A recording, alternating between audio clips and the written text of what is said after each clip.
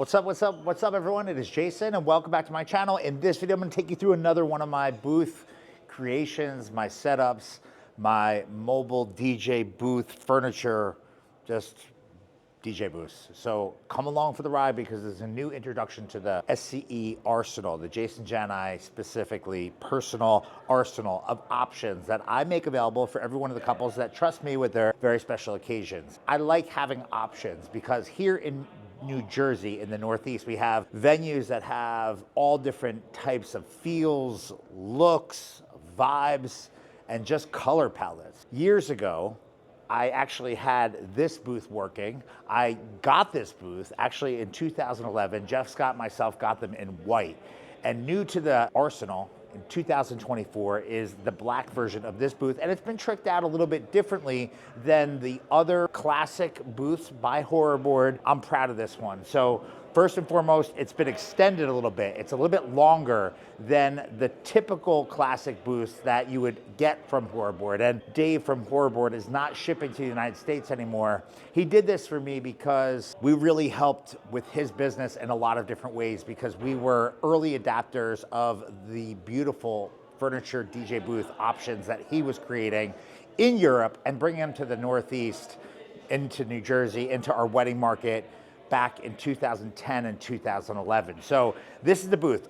First and foremost, it's been extended, it's been widened, and it's been brought up just a little bit because I like to play at a certain height level. That's the cool thing is when you make custom furniture or you have something built, you can actually specify exactly how you want it to be. And because I've used this booth before, I know exactly what I wanted. So a couple other things I did. I actually created this booth with a couple of different options. So today we're using the new Pioneer DJ, not Alpha Theta DJ turntables, and we're using an S11. And the cool thing about this kind of booth creation that I did is I like to use CDJs a lot. I also use a Rev 5 and a Rev 7 from time to time. My ideal setup is either these turntables, a Rain 12, or a pair of CDJs along with an S11. So what I did is when I had this built, I had Dave actually make me a top plate for all of the different equipment combinations that I like to play with. So in the future, I can make adjustments based on what I'm feeling, what I'm working with, and what I'm having a lot of fun with at my events. That's not it. These booths come with a single laptop stand. One of the things that we did early on when we first started ordering these booths is we actually got Dave to add a second laptop stand. So although there's only one being used now, we have the pilot holes drilled, and I actually have the acrylic laptop stand for the second one all ready to go. It's in the office. We're only using one today, but if we want to, all I have to do is just pull this one out, move it over, and I can set this booth up with two acrylic laptop stands, which is super dope. One of the other things, added an access panel so I can get to the front control of our mixer. I think that's super important to have. And finally, one of the other things I think is really cool because I'm a big fan of the Wolf Mix, and if you're not using the Wolf Mix, I want to invite you to check out some of the videos here on the channel of me not only just programming this thing, but showing you how capable this insanely dope lighting controller is. Not Sound Switch, not Show Express. The fucking Wolf Mix is the jam, and that's what we're using now at all of my personal events here at SCE. Love this freaking thing.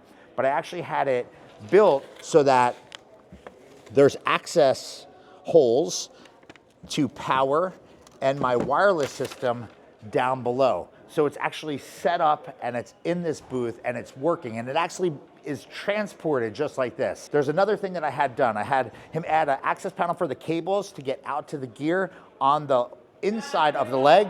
And one last thing that I had him do is we had him actually install casters on this booth so we can position it super easy. If we need to move things around, we can do it. The casters lock, so if I'm on a floor that someone could bump into the booth, it's not gonna go anywhere. But I had him install casters and he did such an incredible job. Now moving this booth around is not something that's super easy. I had to have a custom road case built, and if you haven't seen my video on road cases, you need to check that out.